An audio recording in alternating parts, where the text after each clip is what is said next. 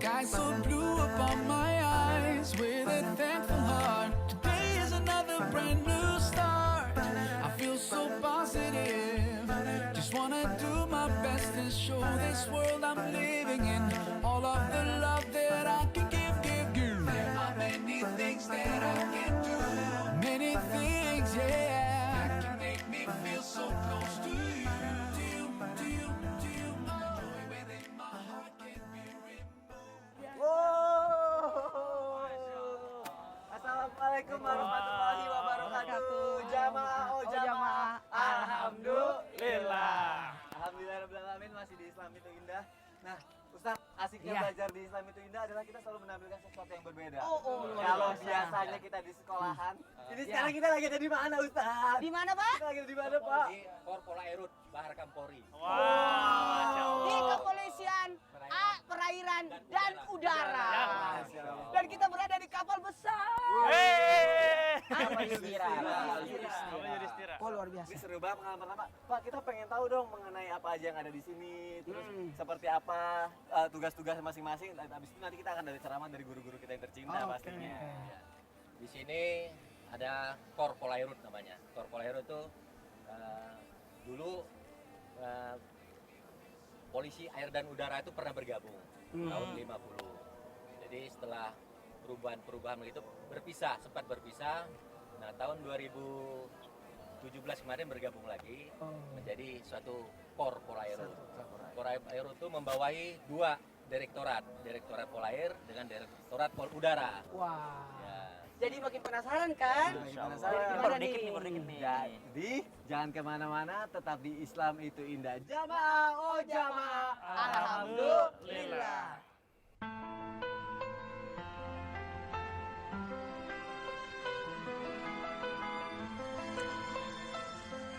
Saat ini pemandangannya asik Masya banget Allah, ya. indah banget. Kapal-kapal, Indah. udaranya juga seger banget. Ustaz, kalau buat orang yang bekerja sering di atas kapal gitu, ada pengobatan khusus nggak sih Ustaz kalau dari sisi Tibun Nabawi? Ya, tadi kalau pas kita baru naik, yang saya lihat tuh udaranya segar sekali. Ya. Ya, makanya Udaranya segar udara sekali. segar. Sampai sekarang masih. Jadi udara segar. Jadi kalau kita lihat wajar ketika Al-Qur'an mengangkat tentang laut itu 32 ayat dan itu berulang. Nah, berarti kan ada sesuatu. Kenapa Al-Qur'an hanya mengangkat tentang keajaiban laut, tentang udara laut? Nah, tuh. Dari sisi kesehatan, udara air laut ini sangat luar biasa untuk mengatasi asma. Makanya penderita asma kalau di pinggir laut atau pinggir pantai nggak pernah kambuh. Dan ion-ionnya itu. Betul, karena mineral aktif. Mineral. Nah, mineral aktif itu tidak diuap langsung masuk. Dan yang kedua, nah, kalau kita lihat skenario Allah ketika membentuk hujan itu kan tidak semua air laut menjadi hujan. Tapi Allah menyaring yang halus, nah baru turunkan hujan. Nah, jadi kalau kita lihat mineral aktif di dalamnya. Nah, ketika kita bicara mineral aktif, maka kita bicara tentang sel di dalam tubuh kita.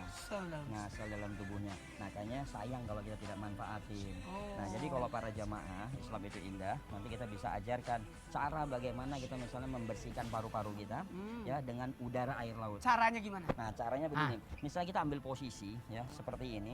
Jadi kita tarik nafas sampai busungkan dada. Ya, busungkan dada karena ini saluran pernapasan ya. Jadi nah, terus kita hentakkan, tarik lewat hidung, buang lewat hidung. Nah, ditarik. Nah, ini untuk menarik atau menyuci paru-paru.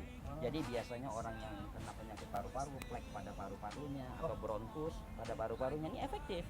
Setiap hari kan dilakukan? Ya bisa setiap hari ya, cuman kalau yang rumahnya pinggir laut tiap hari, kalau tidak dari Bogor ke laut ya Jauh. Berapa lama biasanya Ustaz? Ya, itu biasanya kalau kita 5 atau 10 kali aja udah cukup lama ya. Dan itu biasa kita terasa keringat dan panas. Dan yang uniknya lagi, ketika paru-parunya bermasalah dia semboyongan. Ya, kenapa? Karena dia memompa untuk mengisi paru-paru yang tadinya tidak stabil untuk reget. Kalau Pak, di sini ada yang seperti itu? Ada olahraga seperti itu? Setiap hari Selasa dan Jumat kita melaksanakan olahraga. Masya Allah. Pantasnya mereka siap-siap. Beda. Tegap, Pak. Dan jarang sekali ya berarti mereka terkena asma. Iya. Sama pola air kena. Oh iya. Jangan. Iya. Nah, kalau misalnya kita lagi berjalan di laut, terus kita terombang-ambing. Iya. Mau sholat tapi arah kiblatnya kemana gitu? Itu nantinya gimana Ustaz? Menentukan arah kiblat itu kita melihat matahari. Jadi di mana matahari terbenam, disitulah arah kiblat kita. Arah matahari. Nah, jadi kalau di mana dia terbit berarti kita membelakangi. Oh. Nah, Kalau dan lagi pada- mendung Pak Ustadz, Hah? kalau lagi mendung kita nggak kelihatan misalkan nih, Ah. matahari nggak kelihatan. Yang kedua, kita bisa menggunakan kompas. Ya, kan? Oh, Ada kompas. Jadi ada kompas Oh, ini yang kompasnya? menentukan arah kiblat. Kalau arah kompas itu juga orang ahli yang bisa membacanya. Jadi kalau Kompasnya. ada kompasnya. Kemudian yang ketiga kita melihat jam. Kita melihat jam. Karena jam posisi itu akan menentukan dengan dicocokkannya dengan matahari. Jadi ada beberapa alat yang kita bisa gunakan. Ada beberapa alat yang pasti bukan menjadi alasan kalau kita jadi nggak sholat gitu. Enggak, Banyak tidak ada cara. alasan. Dan kalaupun kita dikendarakan ada 3 macam kendaraan. Kendaraan yang bergerak, kendaraan pribadi, dan kendaraan yang bisa berhenti. Nah, kalau di pesawat ya kita mengikuti saja. Apa Nah, arahnya cuma di dalam mana? Nabi pernah berkendaraan kemudian mau salat. Ketika salat sunat di atas kendaraan, Nabi menghadap di mana arahnya. Tapi ketika mau salat fardu, maka beliau turun dari kendaraan beliau untuk salat. Ya. Seru banget sih kalau gitu. Jadi kita tetap mau dimanapun kita berada, Ya. sholat kewajiban tetap harus dilakukan. Tapi aku mau lihat kompasnya di sini, Pak. Kompas di dalam. Oh, di dalam. Di dalam. Ah, bisa lihat, Pak. Bisa. Bisa lihat. Yuk, kita akan melihat langsung arah. Lalu aku jelasin juga ya di sana. Oh jadi pas banget tuh. Ada- Ada kompasnya seperti Di bawah ya. Yuk, yuk, yuk, Ayo. yuk, yuk. رحمن يا رحمن ساعدني. Ah, ini apa, Pak? Ruangan apa namanya ini? Ruang namanya anjungan. Oh, anjungan. Mengendalikan seluruh kegiatan kapal untuk kita melakukan pelayaran. Ini kalau jalan-jalan semua ada radar-radarnya semua ya Iya. Pak. Ini komandan kapalnya, Ah, komandan ini operatornya jurumudi. gimana, Pak? Pekerjaan untuk menentukan arah kiblat. Kompas itu banyak. Kompas yang Di atas. Kompas. Oh, di situ. Saya jelasin aja ya. Ya, silakan. Kalau kita bisa lihat di sini, ya ini kan penunjuk jarumnya itu menunjukkan berapa derajat itu 15 derajat. Iya. Ya. Kalau 15 derajat berarti arah utaranya kan 0 derajat ya. Iya. 0 derajat berarti dia agak serong sedikit. Serong sedikit. Untuk baratnya berarti 270. Barat itu 270. Iya, berarti kiblatnya itu Belakangi ya. 300-an ya. Kalau kiblatnya agak miring kan dia. Agak Barat miring. itu ke arah barat laut Iya. 20 derajat sampai 26 derajat. Iya. Iya. Kalau timur 90. Iya. Kalau selatan 180. Kalau 270 itu adalah untuk arah barat. Tiga kiri kita. Kalau sini kita Ya. sini gitu. Kiblatnya agak serong dikit dari barat, sekitar 300 atau 310. Nah, seru kan perjalanan tim Islam itu indah di markas polisi air? Sekarang kita kembali ke studio ya. Jamaah, oh jamaah, alhamdulillah.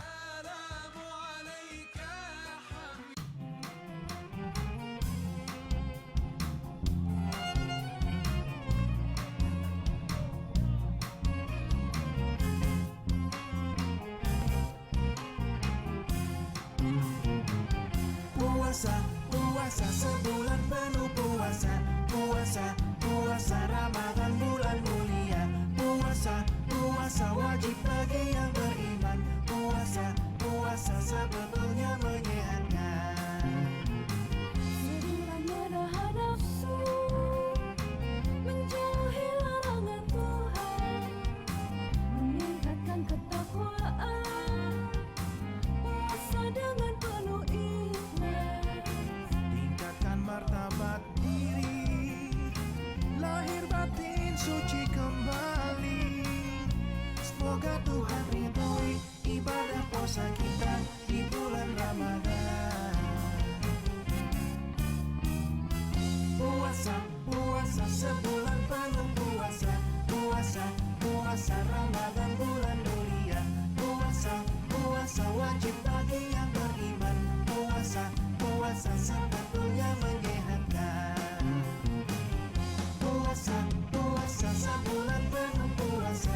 Puasa, puasa Ramadan bulan mulia.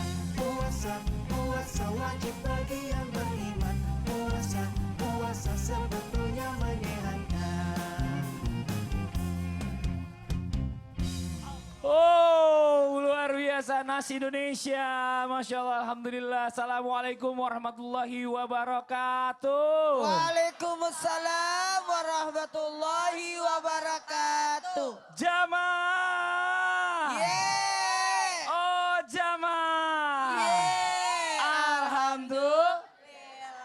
Alhamdulillahirrahmanirrahim, ketemu lagi kita di Islam itu Indah spesial Ramadan. Alhamdulillahirrahmanirrahim. Wabihi nasta'in ala umuri dunya waddin. Wassalatu wassalamu ala asrafil anbiya wa mursalin. Wa ala alihi wa sahbihi ajma'in amma ba'du. Alhamdulillah nih hari ini kita bisa kumpul dikasih kesehatan. Tapi sebentar nih teman-teman gimana sih biasanya ini kan hari Kamis nih. Hari Kamis sih seingat saya harusnya berdua kalau nge-host ya. Ini satu sama siapa sih? Teman-teman maaf nih ini partnernya saya siapa hari ini? Caca apa Aca apa Sony nih? Ya Allah, mana ya? Atau saya? Atau Ustadz Maulana, jangan. Kalau Ustadz Maulana kan nggak usah jadi partner. Ustadz Maulana tuh jadi nanti tausiah. Iya betul. Kalau misalnya nanti partner, nanti repot. Ya Allah, Masya Allah. Assalamualaikum warahmatullahi Waalaikumsalam warahmatullahi wabarakatuh. Masya Allah. Aku bersama orang yang spesial, Pak Idam, kasih tepuk tangannya dulu Bu. Aduh. Biar semangat nih. Sorry tadi kasihkan ngobrol sama Pak Idam di luar. Makanya kok saya sendirian, biasanya Iya. berdua kalau hari Kamis. Pak Ini- Idam apa kabar? Baik Bu. Masya Allah. Teman-teman mungkin ada yang belum tahu Pak Idam itu siapa sih? Boleh cerita sedikit dong Pak? Nama Idan. Nama Idam, iya. Tadi kan udah Saya dibilangin. nama Caca Pak kebetulan. Bapak mah. Terus hari-hari. Ditanya, Pak Idam itu siapa? Pak Idam itu hari-hari bagaimana sih? Sebentar, saya coba taruh lebih ke tengah, maaf Pak Idam ya. Masya Allah, biar yang di rumah ngeliatnya yang Biar enak juga. pas. Nih. Oke, Ini siap. dia. Hari-hari Oke. ini dagang koran Pak. Hari-hari dagang koran. Oh hari-hari dagang koran. Masya Allah. Masya Allah. Cak, Bapak dagang koran, maaf dengan kursi roda ini? Iya. Sendiri atau ada yang nemenin? Nggak ada sendiri. Sendiri? Sendiri? Nggak ada yang nemenin? Nggak ada. Sendiri dagang koran pakai... saya mau Pakai tanya. roda, iya. Coba nih. Bapak dagang koran di tengah media sosial ini makin marak, makin banyak. Emang laku Pak? Ya, kalau lagi laku, kalau lagi enggak Pak. Pak Fadli, Dagang. maaf nih Pak Idam. Kita tuh kadang-kadang kalau kita melihat manusia, teman-teman maaf di sana ada yang penyandang disabilitas, ada yang tidak gitu. Tapi ternyata sebenarnya Allah itu tidak melihat kita dengan siapa sih kita, apa background keluarga kita, apa pekerjaan kita gitu.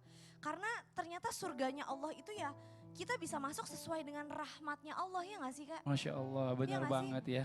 Iya Apalagi kalau ngelihat dosa yang kita lakukan ini atau yang pernah kita lakukan ini, kita jadi mikir nih. Sebenarnya kita pantas nggak nih? Seperti apa yang kita akan bahas di pagi hari ini. Tema kita adalah Pantaskah surga untukku? Masya Allah, apa Bu? Pantaskah surga untukku? Baik. Aduh ya Pak Idam, Allah. nanti kita akan ngobrol-ngobrol lagi sama Bapak ya. Bapak, Ya. saya, Diantar Ustadz di Maulana, sini. syukron Iya, Ustadz Masya Maulana, Allah. luar biasa. Jazakallah khair Ustadz, ini Masya Allah kalau udah Yes. ngomongin surga ya semua orang pasti mau cita-citanya Merinding. masuk surga. Kalau Semua. bisa surga yang tertinggi semua orang beriman ini dapat ini. Amin, amin ya rabbal alamin. Maunya surga yang tertinggi, Hmm. tapi kadang-kadang kerjaannya ngeluh mulu. Aduh itu Padahal dia, Cak. alhamdulillah nih buat teman-teman semua, kakinya alhamdulillah dititipin Allah 2, tangan dititipin Allah 2, mata dititipin sehat, badan semua alhamdulillah sehat. Kita lihat Pak Idam dong, maksudnya maaf dengan segala kelebihan dan kekurangannya, tetap semangat mencari nafkah yang halal. Betul, Masya Allah. Nah sekarang apabila diri kita merasa tidak layak untuk masuk surga, merupakan sebuah bentuk putus asa atau meremehkan kuasa Allah. Karena kita tahu nih dosa-dosa kita itu kayak gimana gitu loh. Nah ini kita mohon penjelasannya dari guru kita yang pertama, ada Ustadz Syamsuddin Nur. Tepuk tangan buat Ustadz Syam. Silakan Ustadz Syam, mohon izin. إلهي لست للفردوس أهلا ولا أقوى على النار الجحيم. Kita renungkan artinya. Wahai Tuhan, ku tak layak ke surgamu, namun tak pula aku sanggup ke nerakamu. Bismillahirrahmanirrahim. Kalau berbicara kita pantaskah ke surga atau tidak, lalu kita mau bandingkan amalan ataupun ibadah kita dibandingkan para sahabat, dibandingkan para tabi'in, dibandingkan para tabi'in. Imam Syafi'i saja dalam bulan Ramadan sittina khatmah, mengkhatamkan Al-Quran sebanyak 60 kali. 60 kali Imam Syafi'i mengkhatamkan Al-Quran dalam satu bulan Ramadan. Kita sekali khatam saja, kadangkala tidak. Kadangkala di awal-awal Ramadan kita rajin membaca Al-Quran. Tapi bagaimana dengan akhir-akhir Ramadan? Lalu pantaskah kita merasa bahwa kita sudah bisa masuk ke surga? Tapi jangan pernah kita putus asa daripada rahmatnya Allah. La tayasu min rauhillah, la tayasu min rahmatillah. Jangan putus asa daripada rahmatnya Allah Subhanahu wa taala. Sebab apa? Sebab Allah Subhanahu wa taala sesuai dengan prasangka hambanya. Sesuai dengan prasangka hambanya. Ketika Nabi Adam alaihi salam diceritakan di dalam surah Al-Baqarah, ketika Nabi Adam bersama dengan istrinya Hawa alaihissalam dikeluarkan daripada surga, fa'azallahuma asyaitanu anha fa'akhrajahuma mimma kana fi wa qulna ihbitu ba'dukum li ba'din adu walakum fil ardi mustaqarru wa mata'un ila hin. Jamaah. Yang dikeluarkan siapa? Adam dan Hawa. Tapi mari kita lihat bahasa Arabnya mengatakan walakum. Artinya dan kalian. Kalian siapa kalian? Berarti bukan hanya menunjukkan Adam dan Hawa. Tapi menunjukkan kita semua keturunan daripada Adam dan Hawa. Dunia ini bukan tempat tinggal kita. Melainkan kita akan kembali ke tempat yang abadi yaitu surga. Dan insya Allah yang berkumpul pada hari ini semuanya masuk surga. Kata Rasulullah sallallahu alaihi wasallam dalam sebuah riwayat, kullu ummati yadkhulul jannah. Semua umatku akan masuk surga illa man aba, kecuali yang enggan. Wah, ternyata ada yang enggak mau masuk surga. Angkat tangan yang enggak mau masuk surga. Oh, mau semua masuk surga. Tapi kata Rasulullah, illa man aba. Kata para sahabat bertanya kepada Rasulullah sallallahu alaihi wasallam, "Wa may ya'ba ya Rasulullah?" Siapa yang enggan itu ya Rasulullah? Mereka adalah man ata'ani. Siapa yang taat kepadaku, mereka adalah orang-orang yang akan masuk surga. Akan tetapi wa man asani. Tapi siapa yang tidak mengikuti aku, kata Rasulullah, maka merekalah faqad aba. Maka merekalah orang-orang yang enggan untuk masuk surga. Jamaah. Berarti kalau mau masuk surga yang pertama harus mau dulu. Yang kedua maka ada usahanya. Dan yang ketiga selalu berbaik sangka kepada Allah Subhanahu wa taala. Iya. Aduh, zaman sekarang semua pengen masuk surga kali Iya ya. dong. Yang berbuat maksiat aja pengen masuk surga. Ya Allah, malu. Nah Ya sekarang Allah. nih baru kerasa kalau buat orang-orang yang mungkin divonis satu penyakit gitu ya kan, bahwa ajal semakin dekat, kematian makin dekat. Itu rasanya gimana gitu ya, ya Allah gimana nih Akhirnya kira-kira. ingat lagi karena memang pada kodratnya sejatinya kita tuh harusnya dekat kepada Sang Pencipta Masya gitu. Allah. Masya Allah, Jazakallah jazakallah khair, makasih khair. banyak Ustaz Sama-sama. Syam. Ya Allah, ini mudah-mudahan bermanfaat buat semua. Aduh, Masya Allah. Alhamdulillah. Jamaah. Yeay. Ini hari ini nih kita kehadiran bintang tamu nih, Ca. Betul, bintang tamu yang spesial ya. Spesial. Ada Cupi Cobas ya, Cupi Gobas. Cupi Gobas. Mana dia? Cupita. Cupi Cupita. Ya Allah. Cupita Tepuk tangan dong buat Gobas. Cupi Cupita. Ya Allah, makasih banyak Cupi Cupita udah bisa mampir ke Islami Tinta. Boleh ke sini nih, Waalaikumsalam kita ngobrol-ngobrol. Sebentar, Cupi ini Cupita. baru masuk udah sedih aja. Kenapa sedih? Sedih tadi dengan Kenapa? Coba, kenapa? Cupi ngerasa apa? Apa yang dirasain sama Cupi? Sampai Cupi masuk ke sini tiba-tiba ya kok udah udah ngerasa. merah aja, kenapa? Kenapa? Cupi, kalau saya boleh tanya, Cupi mau nggak masuk surganya Allah? Pasti mau banget. Apa yang kebayang sama Cupi? Surganya Allah tuh kayak gimana sih? Kadang Allah kasih nikmat di dunia aja kita gak bisa gambarin ya, apalagi surganya Allah. Cupi ngerasa layak nggak bisa masuk ke surganya Allah? Enggak sih. Kenapa nggak layak? Ya, Tapi Cupi mau. banyak kurangnya. Tapi Cupi mau masuk surga. Pasti mau banget. Kenapa ngerasa diri Cupi nggak layak? Cupi banyak kurangnya.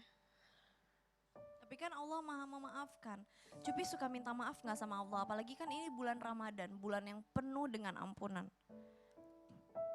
Ya, apa ya? Nih, ya Cupi ya. Biar lebih menginspirasi kita coba ajak lagi nih bintang tamu kita nih ya. Pak Idam. Pak Idam. Kita mau ngobrol-ngobrol lagi kita sama Pak ngobrol-ngobrol Idam. lagi sama Pak Idam. Pak Idam, waalaikumsalam. Tadi kan kita udah ngobrol sama Pak Idam. Pak Idam itu kan memang penjual koran ya Pak ya? Di Iya. daerah mana kalau boleh tahu Pak? Daerah Kebon Siri, Bu. Kebon Siri. Iya. Pak, nggak bahaya, nggak takut ketabrak mobil atau gimana Pak? Alhamdulillah, Bu. Enggak. Enggak. Terus Bapak kalau keluar rumah mencari rezeki, pasti kan kita manusia ada rasa capeknya. Bapak pernah nggak sih ngalamin titik di mana rasanya tuh udah putus asa gitu? Kalau saya sih dari dulu enggak, Bu. Pak Idam, nih Pak Idam Masya Allah ya. Di tengah kekurangan yang diberikan dari Allah, Pak Idam masih mau berjuang mencari rezeki.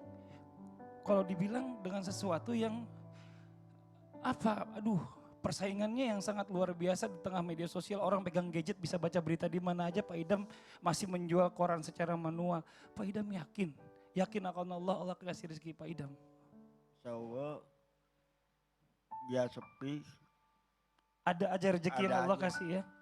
Masya aja. Allah nih, Cupi, kita harusnya malu sama Pak Idam.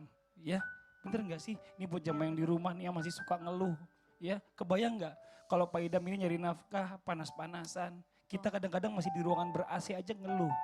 Capek, bener kan? Pak Idam, kadang-kadang Pak Idam kadang suka melihat kenikmatan orang, suka pengen gak sih Pak Idam? Saya juga sebenarnya pengen loh bisa kerja kantoran misalkan atau apa. Kayaknya pengen gitu, kayak kakak gitu semua. Gitu. Tapi Ya, Tapi dengan segala yang Allah berikan kepada Pak Idam, bagaimana sih kasih kita ajarin kita dong Pak Idam untuk bisa selalu bersyukur? Apa sih yang ada dalam benak dan pikiran Pak Idam untuk selalu menjadi orang yang bersyukur? kalau saya sih biar rame, Apa Pak Idam? amin, biar ini aja. Ya Pak Idam, Masya Allah. Udah nanti kita lanjutin obrolan lagi. Mungkin kita kasih kesempatan juga Cupi. Cupi ada untuk yang mau bertanya. ditanyain nggak mungkin? Cupi mau tanya sama Kak Caca sama Kak Fadli. Biasanya tuh kan Cupi pernah dengar katanya seseorang yang rajin ibadahnya, terus amalannya juga luar biasa. Masya Itu Allah. katanya belum tentu bisa masuk surga juga. Jadi orang yang amalannya Iya, udah benar, begitu benar, benar. banyak, begitu bagus nih, Betul. belum tentu bisa masuk surga. Saya Tapi pernah saya dengar sama Kak juga. Fadli itu nggak bisa jawab. Mendingan Saya kita pernah nanya dengar sama juga. guru kita aja sama Boleh deh. Habib ya. Yuk. Habib Muhammad. Habib Muhammad, Assalamualaikum mohon izin. Habib. Bib, Mohon tolong izin dijelasin ya Bib. Ya, Pak Ustadz, mohon izin. Ya. Assalamualaikum warahmatullahi wabarakatuh. Waalaikumsalam warahmatullahi wabarakatuh. Alhamdulillah, pada pagi yang mulia ini kita merasa orang-orang yang memang penuh dengan kekurangan. Sangat bagus dikatakan dalam pada hadis Rasul Shallallahu Alaihi Wasallam, sangat bagus orang merasa dirinya penuh kekurangan di sisi Allah Subhanahu Wa Taala. Walaupun kita banyak dosa, tapi kita mengakui dosa kita. Yang berbahaya, kita punya dosa tapi kita tidak mengakui dosa kita kepada Allah Subhanahu Wa Taala.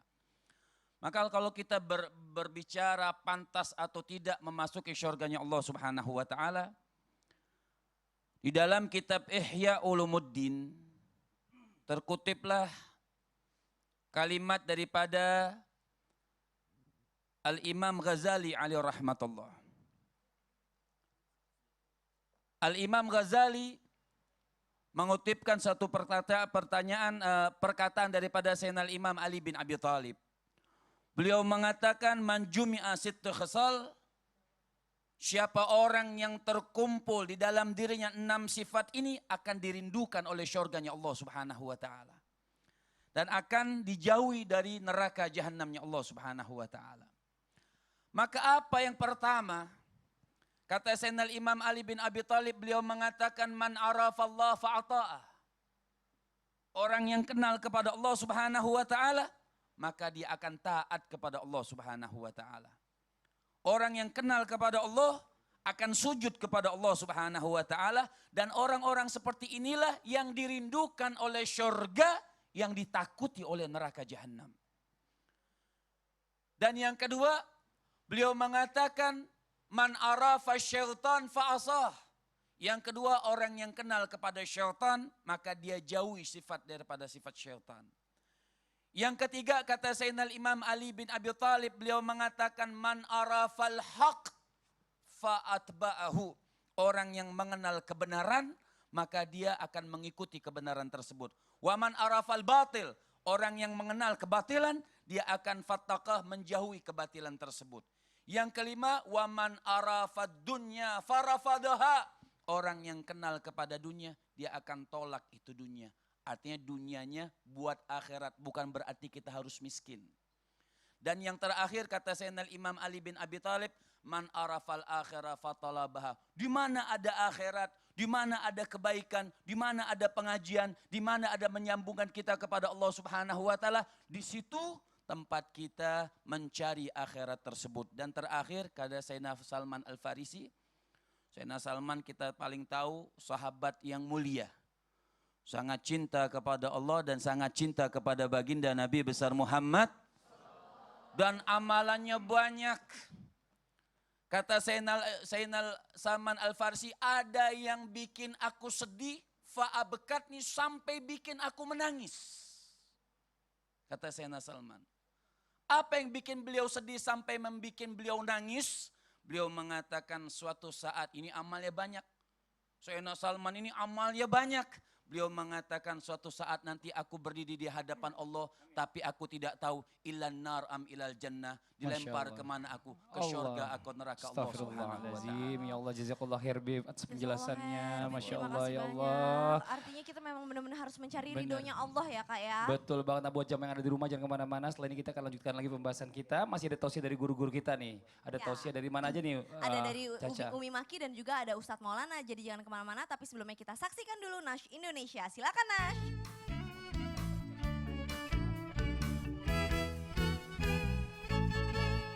Kita masuk surga karena rahmatnya, selamat dari neraka karena rahmatnya,